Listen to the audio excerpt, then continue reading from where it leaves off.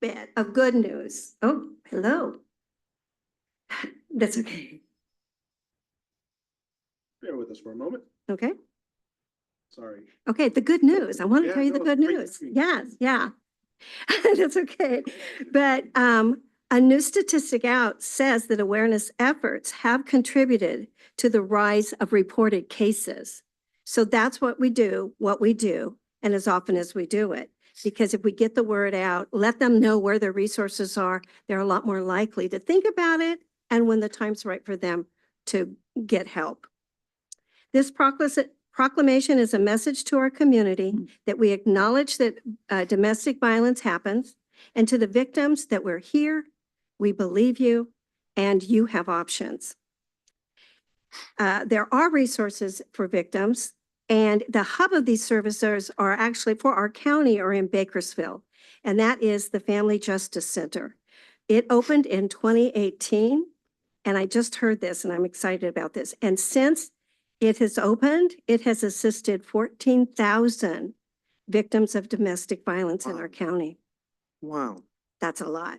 So it's a great asset. It's a great asset to our county, but in our rural areas, if somebody had immediate needs, that's kind of hard to reach. So our one resource is our police department, and thankfully we have a good one. Our local police department responded to 86 calls of service involving domestic violence in 2023. And as it was explained to me, and correct me if I'm wrong, but that is not actually the total number that they dealt with. Because if a call comes in for something, I'm going to make this up, like disturbing the peace, but when they get there, the cause of that call was the domestic violence situation. The call is still charted as a disturbing the peace call, not domestic violence. So when you look up the records, you can see that they're not complete, but that's still way too many. Excuse me. Getting help is one of the hardest things a victim will ever do. And that's why so many statistics show that over 50% go unreported. And like I said, things have changed a lot. I have been kind of working around this issue for probably 30 years. And somewhere at the beginning of this, I remember the number of unreported calls were more like 85%. So to hear that it's 50% it's due to the awareness. It seems so simple every month, a simple proclamation, simple posters up, but it evidently does work. I'm also thankful for the steps that our police department take, and I'm sure it's a concerted effort to get out in the community when there's not a crisis, to let them know that there are friends and they can be trusted. So when they show up at like your First Friday events and just walk them around the group and talk to them, or a football game, having the Lights Out event that you guys sponsored, that just kind of lets a community know that they are to be trusted. It's a great big help when it comes to somebody reporting. Reporting domestic violence is one of the hardest things a victim's going to ever do. So again, thank you for the proclamation and showing your support against it. But I just have to mention that along with domestic violence awareness, our Shafter Women's Club also supports the White Ribbon Campaign or project, which asks everyone to take the pledge never to commit, to excuse, or to stay silent against about sexual harassment, sexual assault, or domestic violence. And what's been the tradition here, and I'm looking at a new member of your staff that has probably not taken the pledge. I want to encourage everybody here to take the pledge, because part of the White Ribbon Campaign is that you put it out on social media. Right. And we know Raquel does a fabulous job with that. So are you willing? Yes. Yep, to renew your pledge. Are you willing to take, and anybody in the audience can come up and take the pledge? Very good. Ready So- for us? Yeah, we always do it right here. So. I'm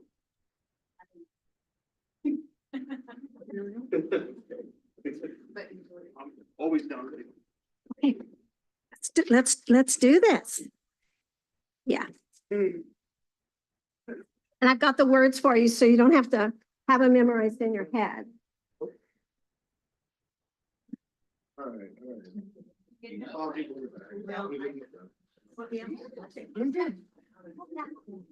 it in a little bit.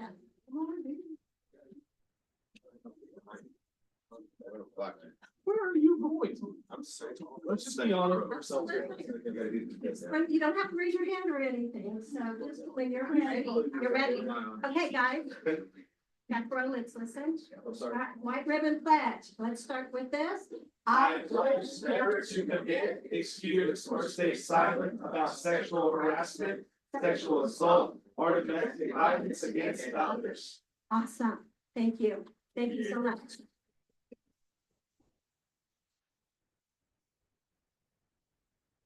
Okay. Thank you to be another one. I'm just checking.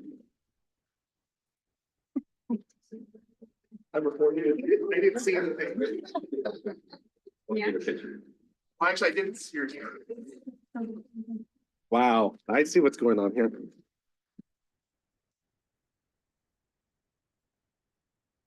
Hey, you know that statistic is interesting. So 86 calls for service in 2023. And I don't know, well, it's a plus, but 86 that we know of. Do you know the numbers? Off the top of your head, it's probably rough, but do you know 2022 or are we trending up or down? Oh, you do. So we're going down. Well, regardless, it's going down. That's cool. Mm-hmm. That doesn't mean domestic violence is going. I know. It's still, I don't like it one way or the other. It's 86 too many. Yeah. But it's just something that I think as citizens and just good human beings, we should be more cognizant of the fact that this needs to be resolved. All this stuff behind next week.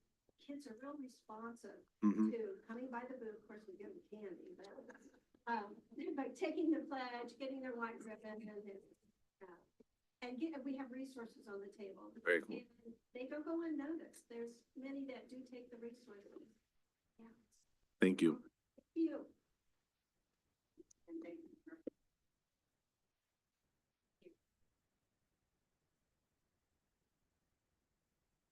Okay, with that said, we are going to move into our public comment time. Public comment is for any person wishing to speak on any item included on the agenda or on any matter within the subject matter jurisdiction of the city council. Speakers are invited to speak from the podium and address the city council. Speakers are limited to 5 minutes unless additional time is needed. For translation, please state your name and address for the record before making your presentation. Public comment time is open. None? Nothing online? Okay. Public comment time is closed. And with that, I'm going to look to council announcements and reports. I will start with you, Councilmember Alvarado. He kind of knew that was coming, I think. You know, I don't have much to report, but so far the month of October has been a police officer month for me. October 2nd, we had a coffee with the cop at 10 Cup, and I was able to attend, and it was a good event for me. And it was great to see a lot of the newer officers for just a split second. But I did see them, so that was good. On October 8th, we had one big event, which was the National Night Out. That was actually a really nice event, something I've heard a lot of comments, a lot of good things about it, Mhm. and a lot of people didn't know what that was. So combination of two. I think if we continue doing this, they will really know what National Night Out is, and I think the event will grow a lot. I'm afraid to start mentioning all the help and all the support that we had, but there's one I will mention. Michael James's department, Marcos's department, they did a lot of behind the scenes work, help set up with the lights and the generators and stuff like that. We didn't, I just want to make sure, acknowledge them. And as you know, city staff and everybody else that participated, chief, and thank you very much for everybody participating, coming together, making this a very successful event. I still don't know how many people attended the event. I don't know, chat wasn't good at looking for a number out there somewhere, a phantom number, but I think either way, the weather was nice. Night before it was really hot and humid, but I thank the Lord that, that night was very nice. Then October 10th, we had a, law enforcement dinner, which was also a nice evening. And then, of course, the big one that's coming up, it hasn't come yet, was our harvest event, Harvest Festival. I'll let the mayor, share more about that. I know there's been several flyers out there, but we do have one final one now. Took a while, but we finally got one. It's like 3 different ones floating around out there. So, but we're down to one. So, and it's the one that says free. So that's what keeps me focused, the one that says free. I think we all agree, let's use that one? Yes. Okay, let that Yes. one be the real one now. Yes. Huh? Okay, okay, good. Yes, yes, so we'll just start pushing that one that says free. Cause I know there's like 4 different ones out there, so, that's it. Very good. Councilmember Espinoza, sir? On the second, I too attended the National Coffee with a Cup event at the Tin Cup. On the third, I attended the employee barbecue luncheon at the Veterans Park. That was a fun time. I missed on the 4th, I missed the cadet graduation, but on the 7th, I was here for their swearing in and the oath of office. So I'd like to welcome them aboard, the 3 new officers, and wish them well. On the 8th, I attended a National Night Out at Veterans Park. On the 10th, I attended the Kern County Enforcement Foundation 36th Annual Officer and Awards Dinner at the Mechanics Convention Center. And then today, I'd like to recognize the Pink Out in honor of breast cancer. And that's all I have. You look nice too, by the way. Thank you very much. Yeah, you went with a tie. I was about to get some scissors and cut it off. You can It looks share. good. Off the tie. Mayor Pro Tem. Yes, as you can tell, we have been busy. This has been an exceptional month, but National Coffee for the Cops was always outstanding. No matter who comes or how many come, it's just important to be there, and we thank our officers for being there and extending your hands to everybody else. Also on the CDAC City Employee Luncheon was pretty well attended with a cross section of our employees in all the departments, and then they even got out there and played a little bit of sports, and it was a little bit warm, but they did fine, and we had a good time, and the meal was great. On the cadet graduation, I'm going to ask you, Chief, to help me out a little bit on it, because we did have 3 new officers come on: Enrique Abera, Yasenica Rubio, and Dalia Vasquez. But they were recognized. And what was the one with Enrique? Fitness, that's right. And then the girl was, Yeah. Delia Vasquez broke the record for the female. timing, yeah. And then both of our female cadets were squad leaders at the end of it. Yeah, so they really stood out because there were 28 total that were recognized, and we had 3. McFarland had 1, I believe, and the rest of them were deputies, weren't they? Yeah, so it was really an honor to be there and to see the response even from the families and friends that were there. It's really quite nice. And then even when we brought them in and had the oath of office, I mean, they did shine for us, including their shoes. You saw that too, didn't you, Pete? Yes. Yeah, their shoes really were shining. Okay, then the National Night Out. I want to say thank you to the Shafter PD who put so much effort into it, to bring in all these outside agencies and to get all these sponsors, and especially with Lions Club. I mean, they really, you can see why he'd been busy with just trying to pull that event off. I mean, it was a lot of involvement. A lot of people came from the agencies that supported our own police department and our own community. Even some of the agencies that came that were first responders, you know, we don't get to see them very often, and it was good to see them there. And of the public that came, I think they all benefited. I mean, I felt like they did.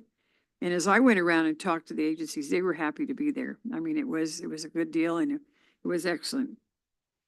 Okay, then task force meeting. There was a task force meeting that happened last week. And, you know, we go around and we kind of share with what's happening. And food recovery program is really starting to come together because this is even by law where we have to pick up food and then use it back into the community. And so using a lot of different connections, Teen Challenge, we're hoping is a good source so they can pick up food and then find places that they are distributed. But that one's coming along too. There is a groundbreaking ceremony coming up for the rec district. And did staff get anything on that yet? What I was told, it was October 24th. That's, October 24th, yes. yeah. See, that's just coming up next week. So that one will be coming up and we should be getting an official notice on that one. And then, Thankful Thursday, there's signups and there's 100 families. And this is another good thing that you'll be interested in. They get a chance to sign up and organizations or individuals in town contribute a full support of dinner. And it's on the Thursday before Thanksgiving and they get turkeys, hams, they get all the condiments that go along with it. And the cars drive up and we're there to hand out foods and yeah, it's really pretty neat.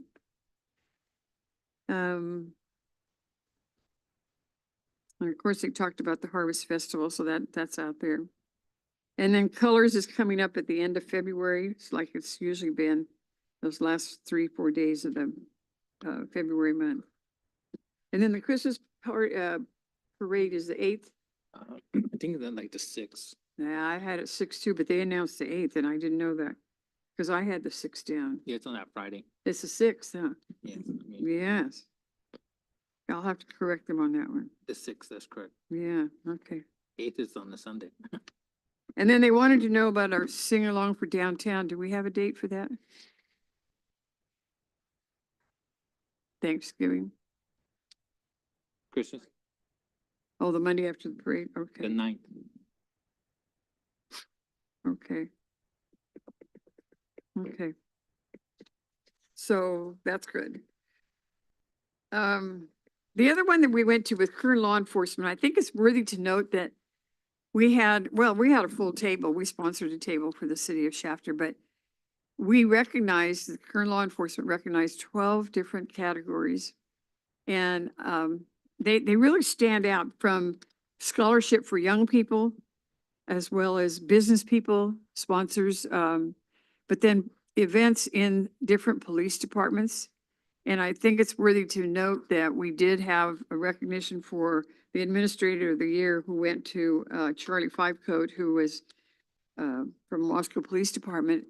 And he's given 50 years, 50 whole years of his life has gone into law enforcement in some way or another. And it was really well done for him. And I know he was humble about it. It was well received. Okay, I think that's enough on that one. And then. Oh, well, we did the Pink Out Day and we did the lineup today down in Sequoia School. And that one needs to grow. The band was there from the high school. Have you heard about it? Mhm. Yeah. I sent the flyer. Yeah, well, it was good. And we do it where the parents are bringing their young people to school and they drive through up there and it's just quite a caravan that just keeps coming in for a half hour. These cars are coming in, dropping their kids off and we had pom-poms and we had all the signs and whatever to welcome these families and kids to school for starting out another day. So that was pretty exciting. And then the Air District. Now this one was cool. Last night we had the AB 617 with the Air District and they met in person at the Tin Cup. And the discussion was to pull the committee together, the local committee that's on this city selection committee, and decide about taking money from heavy duty trucks and putting it into nut harvesters and also paving roads, bicycles and sidewalks. And the committee, and I don't get to vote because I'm not on the committee, even though I'm a resident.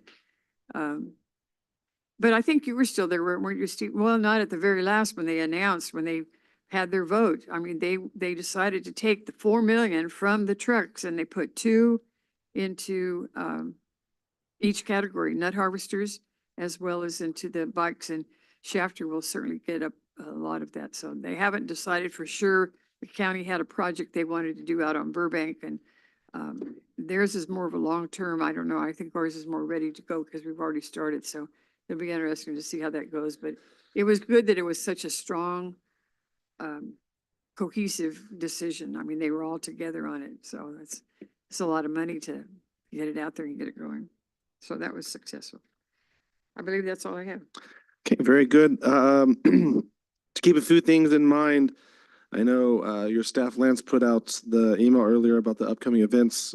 Not sure who all is going to make Principal Partners Day tomorrow. Make sure you get there early enough to get something to snack on and eat and enjoy the day. On the 30th, and you kind of threw that my way, thank you again for Lions Club. You guys have been absolutely busy this month, from Veterans Park to the used flag box to National Night Out to now doing this. So I'm hearing really good things. The guys from KAXL, Aaron and Matt, have now reposted that, and they're sharing that as well. So we're going to start getting a lot more hits. I truly believe it's growing and growing well. So I'm excited for this. A lot of folks in the community are excited. So again, thank you to Lions for just your guys' continued support. It shows, because FYI, you don't get 30 days of rest before you're back at it with Christmas parade. So it's always really nice. It's always really nice when you see service clubs, community clubs who step up to the plate and are doing things in this community and showing themselves. You know, just like the ladies earlier, that was Shafter's Women's Club. And so when you get the service clubs who join together and do it, it just makes your community that much better. So huge shout out to you guys for all your guys' continued effort. With that, I'm not going to take more time in talking about what we did. We'll move into our consent calendar. With that, on consent calendar this evening, we have 16 items. I'll do a brief read through of those items. Number 1, approving the general checks. Number 2, approving payroll. Number 3, accept the treasurer's report for August of 2024. Number 4, accept the treasurer's report for September 2024. Number 5, approving minutes. Number 6, approve the special event permit for the Minter Field Air Museum. It's the 7th annual Wings and Wheels on November 9th, 2024. Number 7, approve the special event permit for Vivian Tadeo. Number 8, adopt resolution 2991, approving and adopting an amended conflict of interest code. Number 9, adopt the City of Shafter employee bi-weekly pay schedule effective September 30th. 2024. Number 10, approve the salvage of 3 Shafter Police Department patrol vehicle units, 141, 142, and 100.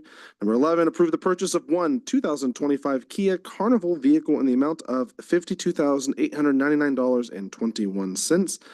Number 12, approve the grant deed for lot line adjustment 24-98. Number 13, accept the public improvements constructed for track 7319 phase 3. Also authorizing the city engineer to file a notice of completion and acceptance of work, as well as a reduction of performance bond securities to 25% of the original value. Number 14, accept proposal received for the replacement of 1 air conditioning unit at the city animal control facility to Mesa Energy Systems, doing business as MCOR Services, for an amount up to $15,000. Item 15, adopt resolution 2992, declaring its intention to establish proposed City of Shafter Community Facilities District number 0815. And lastly, number 16, approve the purchase of the replacement of the data center network switches in the amount of $69,822.65. Questions, comments, or concerns? If none, I need a motion and approval, please. I'll make that motion.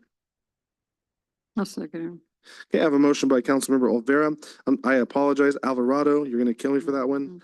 I always get those mixed for some reason. I have a motion by Councilmember Alvarado, a second by Mayor Pro Tem Prout. Roll call vote, please. Councilmember Alvarado, Yes. Espinoza, Yes. Prout, Yes. and Gibbon. Yes, and I apologize again, Gilbert. I'm sorry. All right. It's all right. Moving into our management report items, we have 3 items for this evening's discussion. Item number 1 is the adoption of an urgency ordinance of the City Council of the City of Shafter, approving and adopting execution of a 6th Amendment to the development agreement by and between the City of Shafter and Suburban Land Reserve Incorporated, 7th Standard Ranch Investors LLC, and Lennar Homes of California LLC. Sir, Is this on? you're just Okay. automatically Yes, all on. right. I'm Automatic. waiting for I'm looking for the light. Yeah, Honorable Mayor and Council, this is the 6th Amendment to the Mission Lakes Development Agreement. As you're well aware, we've done 5 of these as we've been working through getting a new development agreement in place for the Mission Lake specific plan area. So there was a request of the applicants to have a final Sixth Amendment to extend the date of the development agreement from October 22nd to April 22nd of 2025. That is the only change that is being requested. What I can say is that we are very close to having a new agreement executed with 3 developers. Currently, our city attorney's office is working through the fine details with the attorneys of the developers, and I believe that that is going to be coming to us within the next 2 weeks. And from there, we'll of course bring it through the process to the Planning Commission and to the council. But the developers, just as kind of an extra little bit of a security blanket, wanted this development agreement to be extended so there was continuous coverage between this older development agreement and the newer development agreement. And with that, I'm here to entertain any questions you may have. Council, questions, comments, or concerns? If none, I'm looking for a motion in a second, please. I'll motion. I'll second. I have a motion by Councilmember Espinoza, a second by Councilmember Alvarado. Roll call vote, please. Councilmember Alvarado, Yes. Espinoza, Yes. Prout, Yes. and Gibbon. Yes. Item number 2 is the approval of the adoption of an unmanned aerial system, or UAS, or drone program, which I believe is going to be flying in and dropping off the agenda packet on our desk momentarily. I just want to let you guys know that Chief brought in the big guns for this one. I did. He brought in Storm. It was a good move. It was a good move on your part, Thank sir. you. Appreciate that.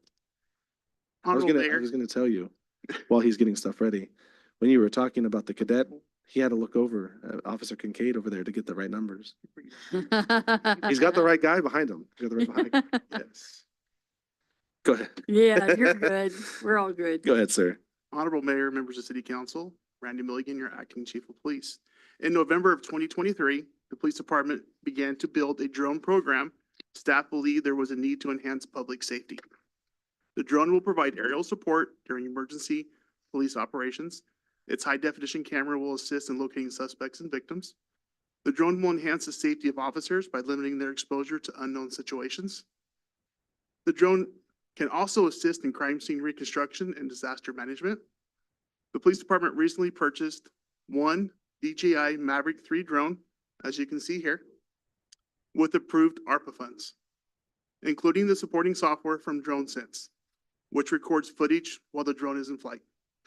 The police department has plans to purchase additional drones with approved funds from the Fentanyl Task Force under AB 33. Sergeant Kincaid recently obtained an FAA Part 107 remote pilot's license, and our policy manual includes a UAS operations policy. During National Night Out, we utilized the time to display the drone and discuss the drone program with the community as part of the police department's outreach and education efforts. We received positive feedback and support for the drone program. With that, Sergeant Kincaid would now like to present a small presentation to City Council. It's my first time doing this, Mayor, Council, thank Oh, you good, guys you're for having me. I'm Mhm. Sergeant Storm Kincaid. I think I've met everybody here, thankfully, so. As Chief Milligan was saying, I am the first certified drone pilot for our drone program and kind of the person that was pushing this forward because I'm a bit of a nerd and I love drones and I've been playing with drones since before I was a police officer. So I just want to tell you guys a little bit about what our drone program does, what this drone specifically right here can do. This is a Mavic 3T, which stands for thermal. Has a 4K camera and a thermal camera, which I'll tell you guys a little bit about here in a little bit, and then I'll also show you a video that I filmed a couple of days ago. We do have a plan to implement another one of these drones once we get more pilots. Unfortunately, right now, I'm the only one. It is a long process, and the FAA test does take a lot of studying. There are people that are interested in it already, and I've had some conversations with some officers that are interested in joining the program, so hopefully we can get quite a few more people through it. We also would like to purchase 2 DJI Avata 2s, which name doesn't mean anything, but it's an interior drone. It's used specifically for clearing buildings. That's cool. KCSO SWAT teams as well as BPD SWAT team are utilizing them pretty frequently, doing building entries so that we do not have to send officers in. We can clear the building prior to us ever going in. It makes our officer safety quite a bit higher. If you can go to the next slide. Dumb question, is that something they would use for fires as well? Just to confirm if there's fire in the area? I mean, I don't know what its capability They is. can, just about anything you can imagine that you could use a Mm. drone for, you can. Interesting. County Fire does use drones, as well as California Fire pretty frequently does use drones for surveying like wildfires and things like that. This drone specifically, like I said, it's the Mavic 3T. In our airspace here in the city of Shafter, we are an uncontrolled airspace, thankfully, except for once you get past Zerker Road, the airspace is limited due to BFL. You're limited to about 100 feet above ground level for flight for remote operated drones. And then when you get out into the northwest portion of the Gossamer Grove area, there is a section that is a 0 feet fly area. I am working on trying to get in contact with the FAA and with the tower over there at BFL to see if we can get an exception for that. As long as we can get an exception, then it's fine. But right now we're in the process of doing that. This one has an approved flight height of 400 feet above ground level. It can go much, much higher than that, but the FAA says that you cannot go above 400 feet. So that's more than enough. You don't need to go any higher than that. It also has a radius of about a mile out. You're supposed to fly within visual line of sight, but within a mile to mile and a half is about the range from the remote to the drone itself. This drone, like I said earlier, is equipped with a 4K camera for still images and video, and then it's also equipped with a thermal camera, so you can see heat signatures in day and night.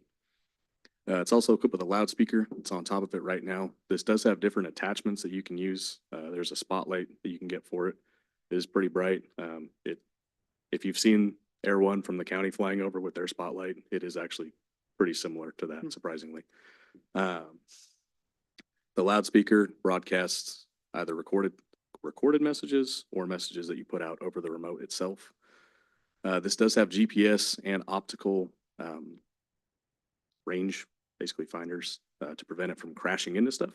So thankfully, it is a lot smarter than me, and it helps me not to crash into a tree. The GPS also makes it so you can set a home point. So if it ever does lose connection with your remote, it does a return to home feature and it just hovers over where it's at. The approximate flight time for each battery is about 28 minutes. With the amount of batteries that we have right now for this drone specifically, we have about 140 minutes of flight time, and we do have the capabilities to charge the drone within our car. So as we're swapping out batteries, we can still charge to get a little bit more flight time. If you can go to the next slide. As Chief Milligan was saying, we do have a software called DroneSense. It's what most agencies are using right now. Axon does have another software that they put over the top of DroneSense that people like BPD and the county are using, but it's the same software. With that software, you can broadcast everything that the drone is seeing and everything I'm seeing on my remote to anybody that has one of the accounts that's authorized through DroneSense. So if Chief Milligan or one of our lieutenants or a sergeant on patrol is at a command post and they need to see what I'm seeing, they can pull it up on their laptop, they can pull it up on their phone, and they can see everything that I'm seeing. We can also broadcast it to like an incident command center. A lot of people are using big TVs, and they have multiple stations for different viewing officers, the pilot themselves, or just people that need to see it at the incident command center. And the next slide, this is just a little video I recorded. That's one of my officers that decided to come out and help me be a viewing officer. So this is just an example of what the camera itself can do with the zoom functions, and then also with the thermal.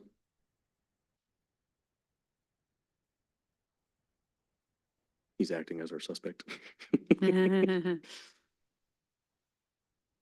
How high up are you? Wow, it really comes. There is probably right about 50 feet. I'm gonna fly up higher here in just a little bit.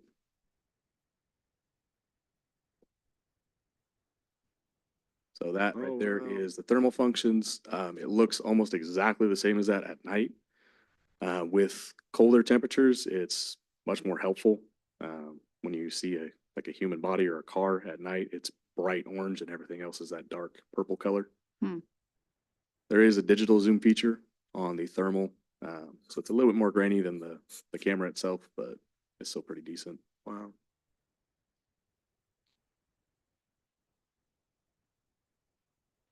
And then in here is about 200 feet is what I flew up to. And then show you guys some of the zoom capabilities from that. So you could go 400 feet, right? 400 feet is the maximum allowable height. If you're in open airspace, like I said, majority of the city is uncontrolled airspace. So 400 feet is our cap. And then once you get past Zerker Road on 7th Standard, it is 100 feet. And then that one specific corner of Gossamer Grove is a no-fly zone for anything. But once we get approval, we'll be able to fly over there as well. So what is that right there? It's 200. That's about 200 feet. That's what Oh, it wow. looks like from up there. With the zoom. You can see- Do we know, any other departments that are using them? Almost every department in Kern County uses drones at this point. McFarland, I've talked to their drone operator numerous times, and he's actually come out here to assist us with a few calls for service. KCSO has a pretty big drone unit. The biggest one in Kern County right now is BPD, in connection with their supervisor for their drone unit, and he's actually helping us with a few of our waivers for the FAA right now. I believe Delano also has drones, and then a few of the other outlying agencies as well.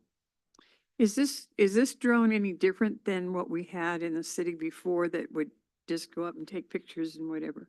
Because of It's- it being connected with the police? It's the same brand. I don't believe it's the same exact drone as this one. I don't know if it has the thermal capabilities, but it's pretty similar. The Mavic model is just the one that folds, and I believe the city. So has they're a just Mavic advancing 3. anyway, right? Yeah, Okay. every year something new comes out. Yeah.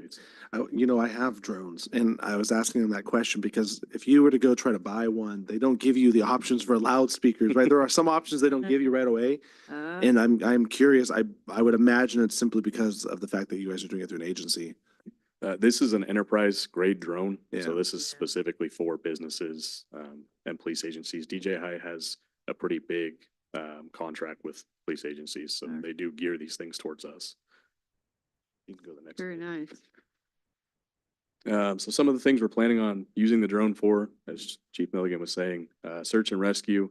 I've had numerous calls for service with missing adults, missing juveniles. As you guys know, the city is surrounded by orchards. Yeah. It is incredibly hard to find somebody in an orchard at 3 o'clock in the morning. This will help tremendously with that, especially at nighttime. The thermal capabilities on it do allow us to see somewhat through orchards. We can actually fly this down an orchard row if we needed to because of how small it is.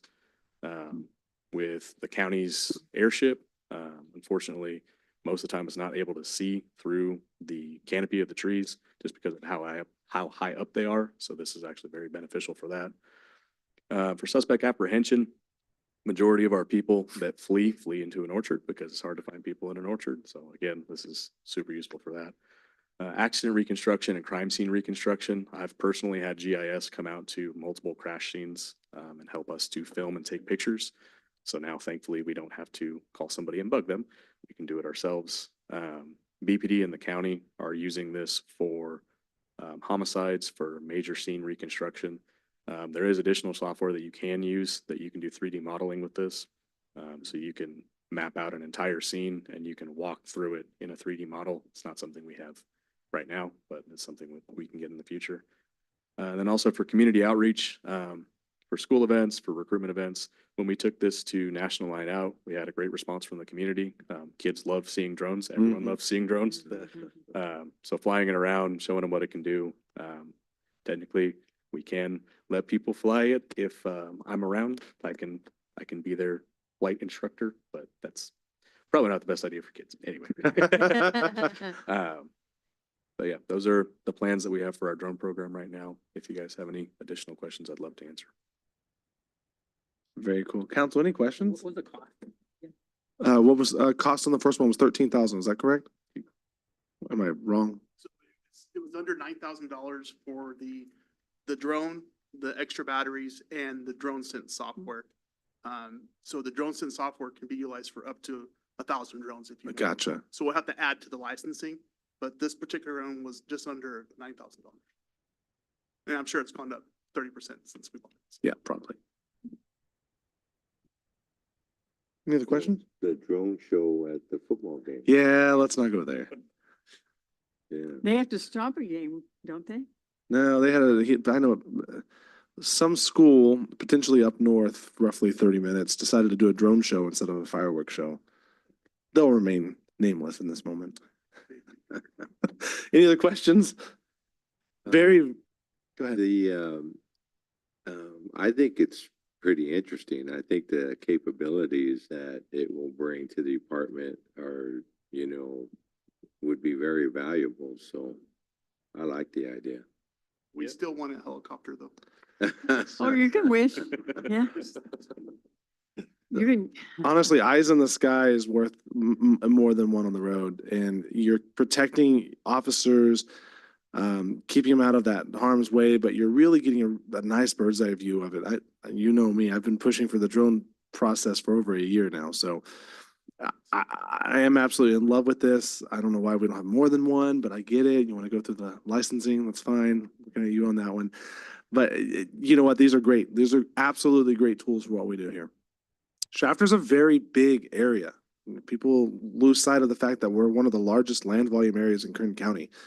And yes, we're surrounded by orchards, which means stuff like this is really, really helpful.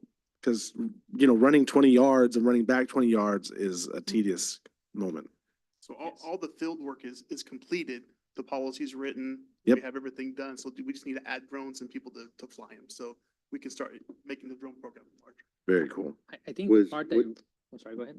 Was this the drone that was used on 4th of July? No. Could it be used for something like that to detect where they're firing fireworks from? So we can, the only issue with things like 4th of July is you never know the height of what the fireworks are gonna be. And if this gets hit by a firework, then we are out a very expensive drone. But that being said, there is that capability. Yes. I was just gonna mention, I like the idea about, putting it through a house, you know, clearing a house. Mhm. I've never thought of that. That's really, that caught my attention. I like that. Where the officer doesn't have to go in and clear the house, this goes in and clears the house. That's really good. I like that. so it's better than a robot? It doesn't get hung up on things like some of the interior robots that they've used in the past. You're able to Just- get into things like cupboards and attics.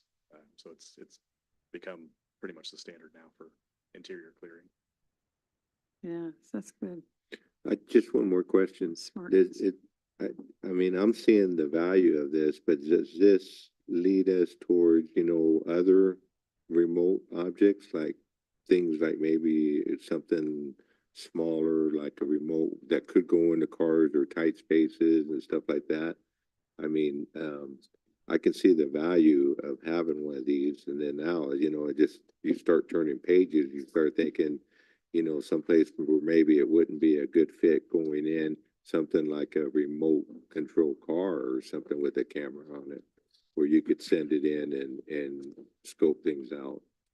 Yeah, and there are 8 companies and agencies that use like ground drones. Like I said earlier in my presentation, we are planning on getting 2 smaller ones of this that are specifically for clearing interiors. The props on them are all covered, so you can smack it into a wall and it's not going to do anything.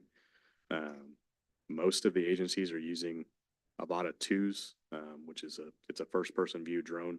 So you put on a headset, you see everything the drone sees, and you're flying it. There are some other companies that use different ones, but those are pretty much across the board the standard now because they're the easiest to fly.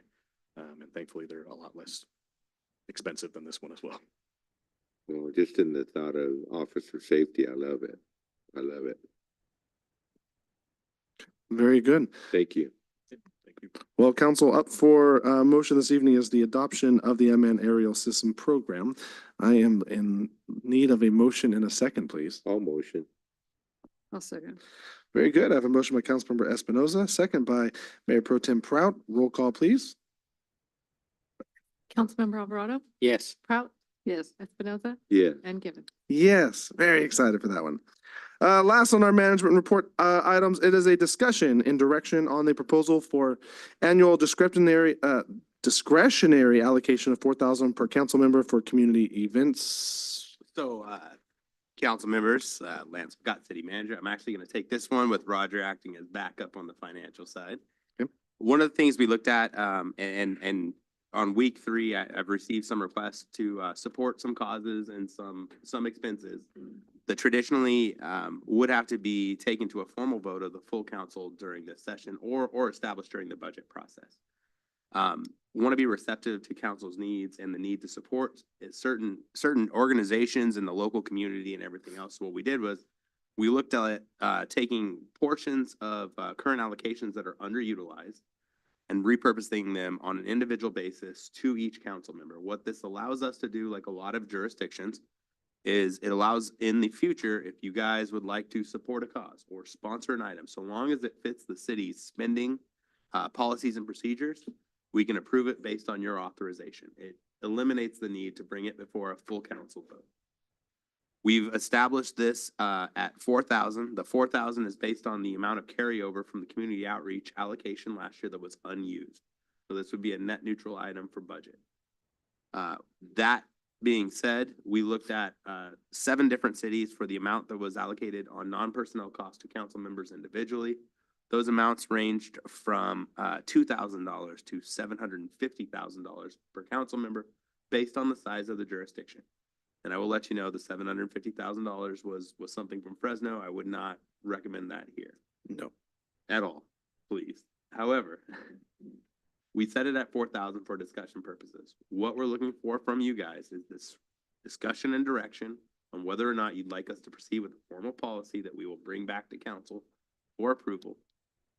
And if you would like us to bring that, what amount of non-employee or non-salary amounts for discretionary funding would you like us to input?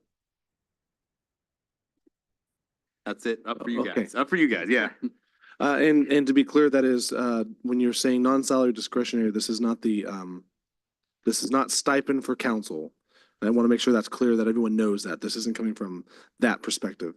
No, this would not be a stipend. This is the current budget item of community promotions within council budget is $40,000. So this would be more to split the 20,000 for the way we currently do it, and the remainder 20,000 would be to split it among the council members.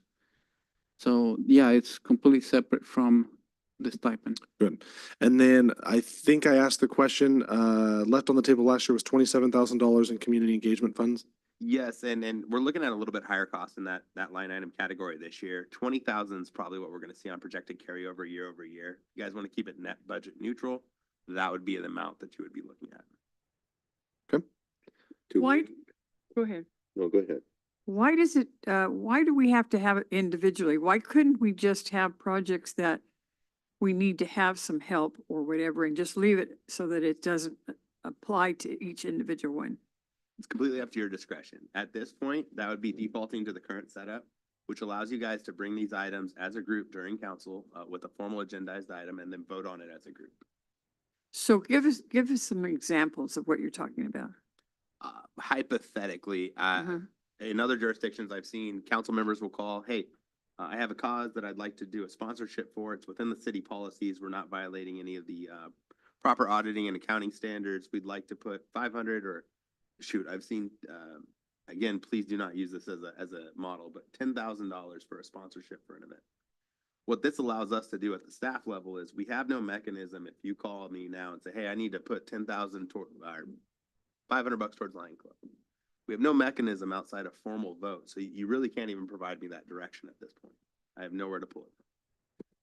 And also, so recall that at least in the last, I think it's 2 years, when Lance talks about these have been going to you on the agenda, that's exactly what we've been doing, because the other part of the funding issue is that in order to protect the city from a claim that these are gifts of public funds, we had to find that each one of those donations was for a public purpose.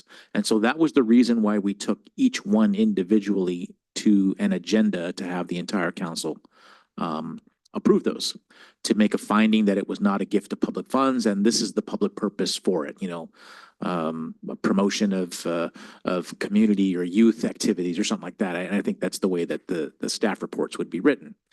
What Lance is talking about is doing away with that policy or doing away with having to bring those back every single time, and instead having a policy that is very specific that will tell the staff exactly the types of events that you would deem in the policy to be for a public purpose and not a gift of public funds. Right. So we don't have to make that finding every single time.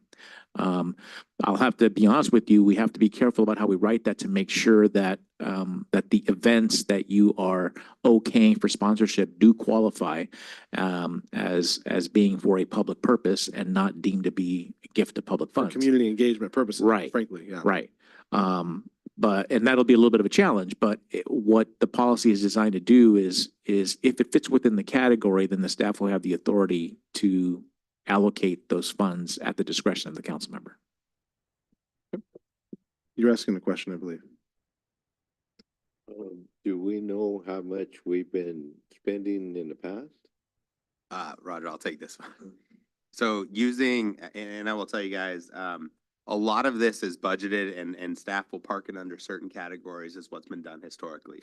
And using the haunted house as a primary example of that, that really wasn't a budgeted item. Even when it was approved, there was no budget allocation that was attached to that. So that's why we're going to bring a retro item later on. This avoids a lot of those issues. So, but realistically, looking at staff time and everything else like that, you guys easily exceed probably $30,000 to $40,000 a year in this. So this just gives us a mechanism for you guys to direct the funding, and it keeps us compliant. How do you separate it? And I understand that we're involved in a lot of these projects where you might have a council that isn't, and then others are doing it.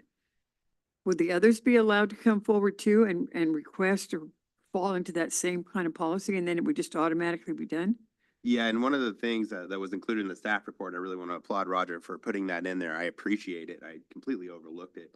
Most jurisdictions maintain the ability between the council members to combine and use collaboration to basically use a greater effect of their total funds.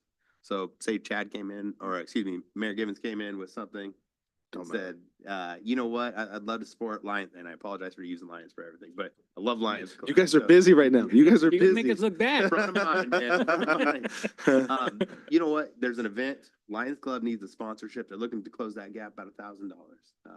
The council members could split that between the two allocations.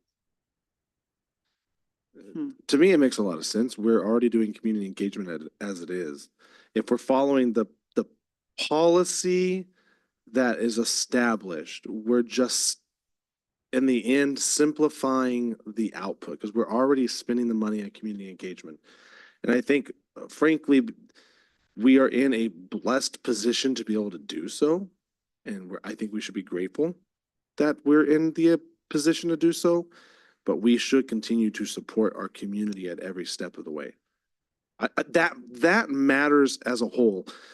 You know, I think it was Barbara who said earlier when the first event that came rattle off her mouth was First Fridays.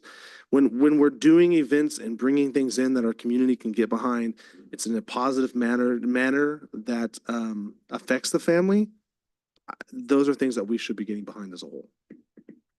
Build strong families, have strong communities. And can I use an example, like the firework show? There was a gap, right? In that case, but let's just say a council member could say, you know, let's put it up, I'll put 1,000 towards it, right?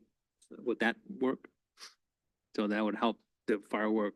Yeah, and that's typical in jurisdictions, and I've seen it in the jurisdictions I've been employed in. Council members or supervisors would rather, you generally have one or two that are supporting anything, Rotary, Lions, whatever it is. And generally they want to make sure that their support, what that does is then it allows them to use funding elsewhere, support other items by Jewel supporting it and kind of washing that cost across.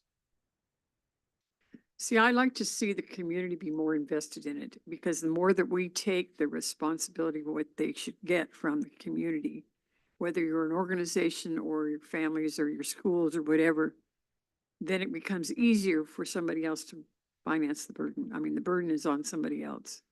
And I just don't know that we're ready to have to do that because it's tougher today to get younger people involved in doing a lot of this And so the more we do, the more that's gonna have to happen. I mean, are we as a city gonna just be the ones that are gonna sponsor service in the community? I mean, that's the part maybe that concerns me the most, because families socially aren't putting in the time or the effort that they should, that builds within their own home. Does that make sense? It just, the more we fill it in, then they'll expect it. I would venture to say that does not make sense. No. O- I mean, only that's my from- opinion, only because I from see the- what's happening with the families that are struggling because they call it whatever you want. I mean, I've heard this last week in 2 different places how we're struggling because of families that are just not supporting even the school that's trying to enforce some of the issues that's going on. And to me, that's a sad situation. I would like to see us encourage these other organizations that are going to supplement. The city shouldn't have to jump in and do that. It's kind of what I see and see. I mean, I learned that a long time ago when I was brand new starting, that it's good to do projects, but you need to involve them with it. They need to be part of that. They need to buy into it right at the start. And if you do it for them, then it's gone. And I compare this to the same thing. Yeah, I don't think this is enabling people or putting a crutch on them simply because you're saying the service clubs aren't stepping up to the, No, I didn't to the say plate. that. I didn't say It's that. an insinuation, and based on Well, that, whatever based you on that, that's what I'm hearing. Based on that insinuation, I beg to differ. I would venture to say that most of these service clubs and or community members, families are putting up a lot of resources. I think as a city, we're just coming alongside of them and offering those words of encouragement or affirmation or the ability to make sure that they get something across the finish line and that it's a successful event. That's just an opinion out of it. And we're already sponsoring majority of these events and using funds for it. We're not adding, But we're not adding funding But let's to put it. it on We're- 4 individuals, 4 or 5 of us up here. It should be just available, and then if you spend it all, you spend it all. That's, You know, it has to stop somewhere. You just keep going, and it's just, and then how do you separate it? but that's exactly what that's being discussed is once it's spent, it's spent. And all we're doing is reallocating it to make it easier and accessible to have more of the community engagement opportunities and not having to go down through this bureaucratic process to sit here at a dais and talk about it potentially every 2 to 3 weeks. And now we're missing a window because of that. Like for candy, let's say for candy, like the event we're having on the 30th. Being that we're giving away candy for free, would that be able to be used for that purpose to buy candy? Just a question. I don't know the answer. So, and we would want to avoid, typically in jurisdictions, they don't sponsor certain things or specific things like candy or something Okay. of that nature. Generally, what's done is a sponsorship is given in return for marketing, advertising, everything else from that entity. So if they use that for candy or hopefully not any other purpose that may be like fireworks or something like that, that is up to the organization. You're simply Okay. providing a sponsorship. Okay, So- all right. Okay. But it will still cover that. I mean, through the organization, it'll still. Yeah. Okay. And again, that's, you're just Yeah. sending it out there. And I want to be very Okay. clear on this. While staff is bringing this, while the city manager's office is bringing this item, we do not have a recommendation. For discussion purposes. For you guys. Absolutely. I'll end with saying this. I have thought about the monetary allocation that's shown here, the $4,000. I don't know, is that high or is that low? I know I've asked the question to our city clerk a handful of times in regards to what we spend on community events. And I know that from a budgeting perspective for council, because we do have a budget as far as council goes, we don't get anywhere close to spending the budget that's in front of us, correct? That's correct. So I don't think, looking at the math there, it's $20,000 when it's all said and done, because that's 4 times 5, right? And if we are still leaving $27,000 on the table on a yearly basis with our community engagement, yet we're budgeting for it, we're not even budgeting it at $4,000, we're not even budgeting what we leave on the table. So I actually thought about the number a little bit harder, and I feel like that makes a lot of sense as at least a baseline. It's not so much that you can get yourself in trouble, and it's not so little that we're having to come back here every week and have this discussion. I like the number. And I'll leave it at that. Council, any other questions? I'm kind of leaning towards the pro tem's position. if we start, if people start taking into the impression that we're handing out money, then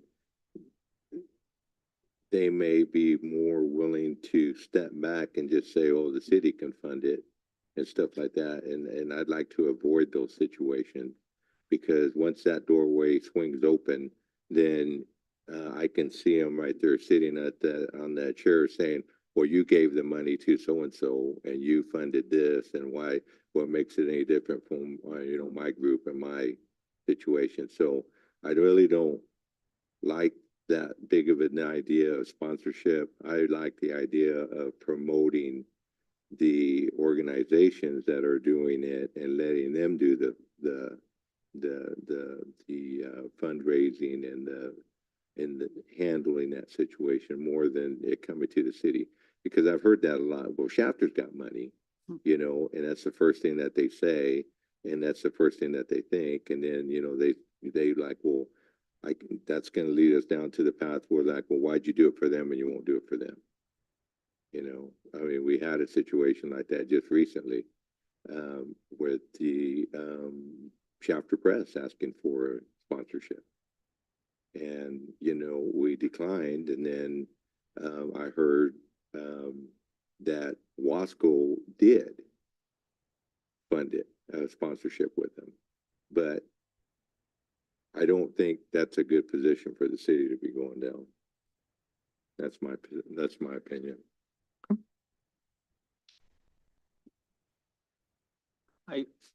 It's almost like a toss up here. I mean, it's, like even right now, what we're doing, we're still using city resources, still costing the city. We're still participating, which is I'm grateful, all the events we do as Alliance, but it's not for us personally, it's for the whole community's benefiting from it. From the Christmas parade to colors to the trunk or treat to National Night Out, there's a cost, so we're still using funds, but it's in a different way, but, it just, go either way. One way I like this approach. I never thought of it. I know the county supervisors do have that concept. And as a council member, it's great to be able to, hey, let me help out, sponsor something. But I do see the other point as well. So, in the middle, could go either way. Because even like the Shafter Press, one of us could have helped out if we had that opportunity. We could say, you know what, let me give you 1,000 from I don't know, from my account, I guess. I don't know how that, so something like that. Okay, so let me give 1,000 from my account. Try to fill in the gap. So there's one, or even the fireworks. We decline both of them. Even the fireworks, maybe two of us could say, hey, here's 3,000 on behalf of the city or somebody's account. So there is ways of helping, but this was gonna give us that opportunity to help. We could always put it off. I mean, we've had some discussion. We could put it off and bring it back even in 6 months or whatever. I mean, nothing has to be decided tonight. Because we have a lot of requests within our own city departments, and we've been able to fill a lot of those, but we've also spent an awful lot. So wait and see just what happens, and maybe, I wouldn't just shut the door completely, because I know that they must do it in other places, but I still have some issues with it. And it could come back in a year if we have to do it, and see what our budget shows in the 6 months in a year. But it's already budgeted. It's already there. Money's there already. Correct. Yeah, the money is budgeted. The only issue is, do we bring back a policy that has some very detailed definitions for how the money may be used by individual council members? Or when the request comes in, do we do like we have been doing, which is we put it on an agenda and let the 5 of you discuss it and make See, a I call? thought we would just cut, what the city's done in the past is supplement, because we need police help and we need public works help. So we're looking beyond that. And that's where I just say, I don't know that we need to get that deep into it. Let the city participate with what happens for, patrol, for public works, and And I apologize, Councilmember, for. there's a lot of money spent there. 100%, but I Yeah. will also say a lot of that money isn't budgeted for that specific purpose either. It is being used and the city does donate in kind Mhm. to those types of setups. However, and I apologize for coming back to this example. It's really the only one I have. It's all so right. far. I wanted examples. The haunted house. Currently, there's gonna be about a little over $1,000 associated with overtime costs that the city will be internalizing, which is why we're going to be November 5th, bringing back this item to retroactively approve all these costs. For that event alone, we're pushing up to $25,000 in costs already. So and the hard part from a staff perspective is when the item was originally approved, no budget was associated with the item. So to close the loop, that's why we're bringing the retroactive item later. This keeps us ahead of the audit curve and keeps us compliant. Yeah, see, I'd like to see the direction where we maintain some help with our own staff, because it is hard. I mean, we couldn't do it without it. And yet, because of our involvement, we have to have it. I mean, it's not easy to put on an event. And if that is a concern, the policy could incorporate specifically an interfund transfer to cover staffing costs from those departments for an event. Right now, the departments are internalizing those without additional budgets. So, and I think that would be, and correct me if I'm wrong, a little bit clearer of an audit trail for some of these expenditures. Yeah, there's no question it would be an improvement as far as audit purposes, because if there being requests with a policy, it's a lot easier with a policy to talk to the auditors. Because we got Cinco de Mayo comes up and staff's involved. So there's a lot of things we do that staff's involved, that it's not really on the surface side, you know, it's under more or less behind the scenes. I don't know how you guys capture that, or again, I don't ask, like, don't, don't even open that door, you know, you don't ask, but yeah, because you're grateful for what the city is does in helping and making things successful, like the Cinco de Mayo, National Night Out, and all these other ones. But I don't know how you guys do your paperwork and, but if it's something that's gonna be easier, I think it'd be okay. I think it'd be something okay to explore what the policy may look like. Because just to see, we're not saying we're gonna approve it, or we're gonna do it, but just to see how it would look like. Gives us more time to think about it or to let it digest a little bit more. Because we could go back to, if the city gets to a point where it says, you know what, none of this stuff is approved, we cannot help you at all. We're done. Quality of life for service clubs are done. No, I don't think you'd be done. No, You just but I'm have to saying go about it in a it's just- different way. Well, Kathy, it takes a lot of money, you know, just the National Night Out, I don't know what it costs the city to do, just to do that.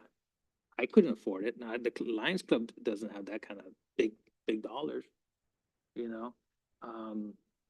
Not everybody works together, but the idea, and then ideas will say, well, they all should. Yeah, that's right, they all should, but we don't.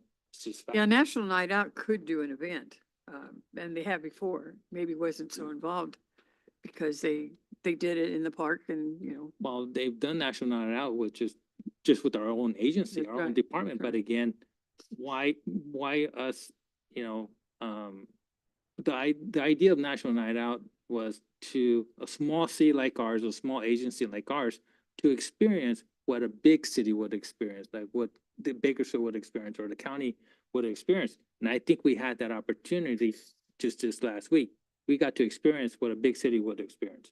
We don't have all those toys that those other cities have. When I Mhm. say toys, bomb squad, SWAT teams, and, you know, armored vehicles. What I and- said, yeah. you know, we don't have that. Yeah. So by us doing what we did in the city investment, we were able to have our community, our constituents, to experience what a big town like Bakersfield would have. That's what we allowed our community, our constituents to experience. Yeah, well, I didn't say where I was opposed or. No, I I'm think just the saying, National Night Out is a good deal, and there should be a way that we can figure it out so that we don't have to have sponsors, that we give sponsors and you have money to spend and I have money to spend. I don't like that idea. I think what we concentrate on the services that we need from the city staff, you know, and leave it as such. Yeah, because other sponsors, Yeah, we need to find other sponsors in our businesses that will come forward and help us in these events, and they have, and they are. But I mean, I'll be honest, Kathy, even like, I'm just being facts, I'm just as being real as transparent here. The Lions honestly can't do a reverse drawing just because we don't have that clientele to say. That's the facts. You know, I mean, I'm being honest. Yeah, you Eh, could. I Yeah, mean, you could. You know, it's just the support that Kiwanis has or the Booster Club or Rotary have, we're just not connecting, we don't connect that way. I'll speak from Booster Club, right? I'll give you, I'm tracking with you here. And so, when we are doing fundraiser events, we actually do get county support. So we do get sponsorships from county organization or county or couch, right? Who will sponsor, different events. Why? Well, it's going to a football or baseball or basketball program. He wants to see something better for the youth. So he's one of 100 that we're out going after and saying, listen, we're trying to get sponsorships, we're trying to get, you know, this is where we're headed to or what we're doing, this is why we're trying to do it. Absolutely, we do get from them. Absolutely. So there's two aspects to this, right? And I think if we're tracking this properly, there is an in-kind prospect that we're discussing, which is different, budgeted differently than what we're talking about here in the moment with the, lost the word, discretionary allocation. Is this a correct statement? Yeah, and in a perfect world, we would loop in all of the in-kind costs, and I want to thank Acting Chief Mulligan for kind of lining me up a little bit. Cinco de Mayo alone is 7,000 in police overtime. So in a perfect world, in a perfect budgetary world, one where Roger and I can smile all day and dance to the daisies, we would actually deduct the staff time from those accounts as well. However, I'm looking for direction from you guys, how you want to handle this. This is a somewhat substantial deviation from your guys' current operating stance. Yeah, it needs to change. And it is brought to address an issue. However, what we need is from the staff side, if you guys want to loop in-kind costs as well and then increase the in-kind budgets, we can budget around that. But we need some direction from you guys. It's interesting. I don't think I was thinking through that process on the See, and in-kind it's versus really non-in-kind. important because we need to have. We spend a lot of money on in-kind Yeah. services. Yeah. And, you know, you talk about the haunted house. However, how much of that is actually fixing a building that is deteriorated, right? There's was two gonna different say, sides to yeah. that versus the actual cost of having the in-kind service. I know what you're gonna say. It's still a budgetary item, but regardless, we probably shouldn't have let it get as bad as it was. My point in saying that is, if you were to loop in-kind to that process, which probably makes more sense, then 4,000 wouldn't be enough to cover it, because just Cinco de Mayo alone, which I don't think there's a single person sitting on this dais who would say Cinco de Mayo is a bad thing, we shouldn't do it. But yet we all sit back here and let the in-kind services go, like, yeah, absolutely do it. Okay, well then, if you're gonna lump all that together, then are we going to collectively sponsor and say, yeah, each of us at $8,000, each of us are gonna give $1,800 out of our own sponsorship for the in-kind services to cover Cinco de Mayo? Well, and it doesn't stop with Cinco de Mayo. I mean, you've got colors, you've got other events that come along too during the year. So I mean, there is a need to have the city involved, So it may make more sense. even if we weren't up here. It may make more sense to potentially lump that into as a whole, but then at least go back at a policy level. See, we're talking about something we don't know, and we need to have the conversation from a policy perspective and saying, listen, it might just make more sense that, yeah, each of you has a discretionary fund, and that fund is higher because it doesn't deal with in-kind. So, oh, you want to do a harvest festival? Great. This is what it's going to cost you. And from a standard accounting point of view, having that set up would be the most clean way to deal with it. Mhm. Because instead of putting these costs under current departmental accounts, that when the budget was undertaken, didn't really accommodate or account for these costs. We never have, huh? Right, it's accounted for up front. Mhm. It just cleans up the budget, makes it easier on staff, makes it easier kind of all around, a little bit more efficient process. Agree. Yeah, I wasn't thinking about lumping in the in-kind, but because theoretically I've always treated it as a separate, but if you combine those together, it makes more sense. But then it does put a little more onus back on council to say, do you really just want to blindly approve it? Because that's kind of what happens with in-kind services. That's just what we do. We're a community that just says, you got to do these services. That's just what we've done. If it wasn't Cinco de Mayo, it was Potato Festival. So you can't say one way or the other. That's just who we are and what we've always done. Now it makes it a little bit more it sticks a little bit harder to say, why are we doing it and does it make sense and doing it the right way?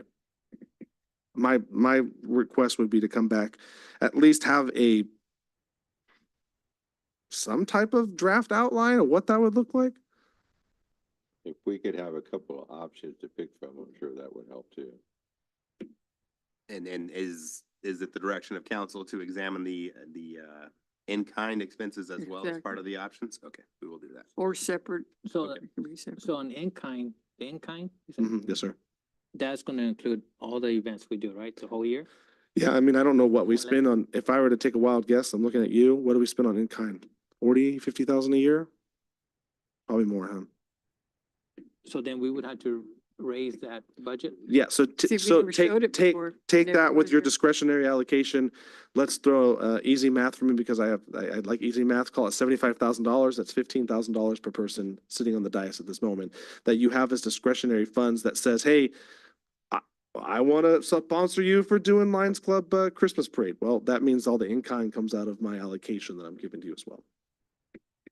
Unless I can Yeah. convince Pete to let his money. Okay, go and for then it. so if somebody finishes their allotment and everything, and then we decide to go to a conference and everything, and they don't have it, what happens then?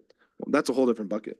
That's a whole different That's, thing. yeah, that's, Roger, correct me, but we have a travel line item in there and conference, so this would be specific to the type of events that you guys have been commonly sponsoring as a group. community You're engagement. talking about like the crew that's gotta show up early to set up, and then they gotta stick around later to clean up and set, tear down everything and stuff like that. Additional officers, anything of that nature, yeah.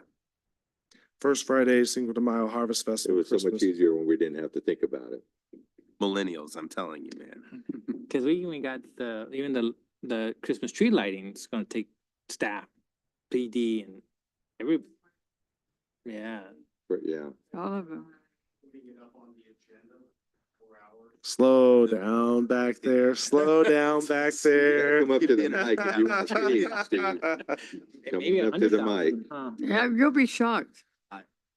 Well, and I will indicate, and I will say from other jurisdictions, this does provide a much more transparent record for the public as well. Yes, On what you guys are supporting, what you guys are authorizing. It also provides flexibility to the members. Again, staff has no position on this. You guys provide direction. We'll bring back options next time.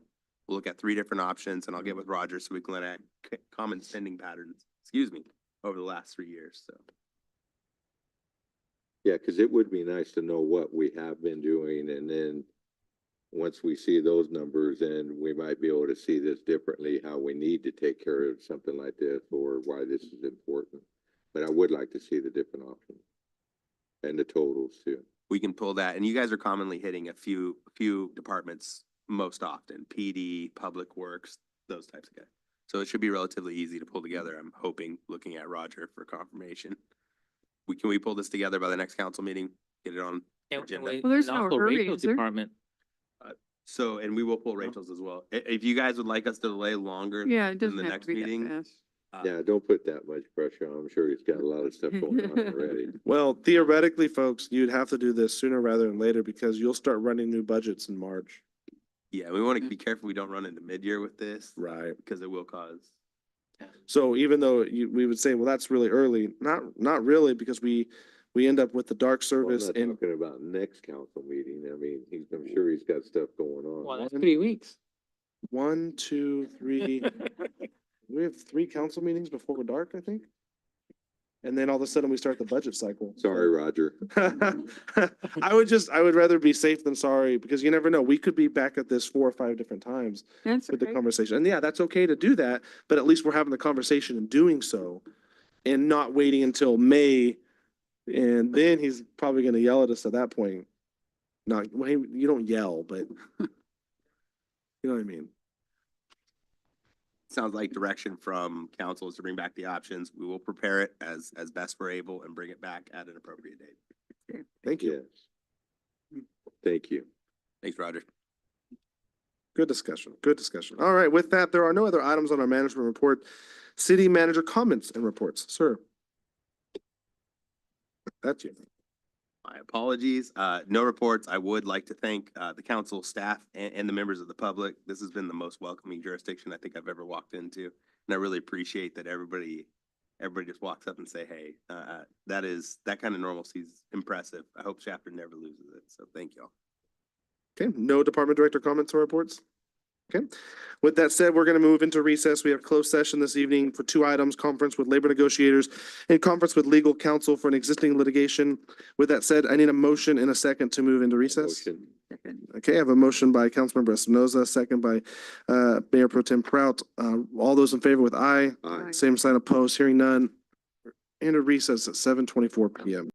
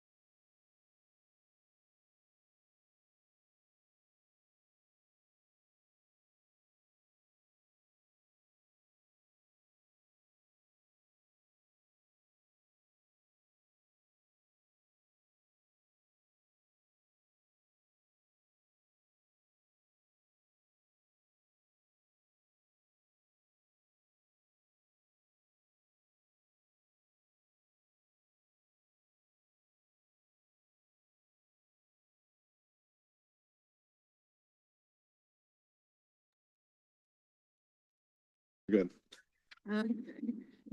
Welcome. Are you sure? Yeah, there it is. Welcome back from our closed session meeting. I'm gonna look to our city attorney to lead us out, please. Thank you, Mayor. Early tonight, City Council recessed into closed session. All members were present for the closed session except for Councilmember Olvera, who has an excused absence. There were two items on the closed session agenda, a conference with labor negotiators concerning non-represented employees. It's also a conference with legal counsel existing litigation in the matter of the California Department of Tax and Fee Administration petitions of the City of Alameda et al., the Williams-Sonoma cases. And with respect to those items, we have no reportable action. Okay, with that said, there's nothing else on the docket for the evening. I'm gonna look for a motion to adjourn. A motion. Motion by Councilmember Espinoza, second by Councilmember Alvarado. All those in favor with aye, Aye. same sign opposed, hearing none.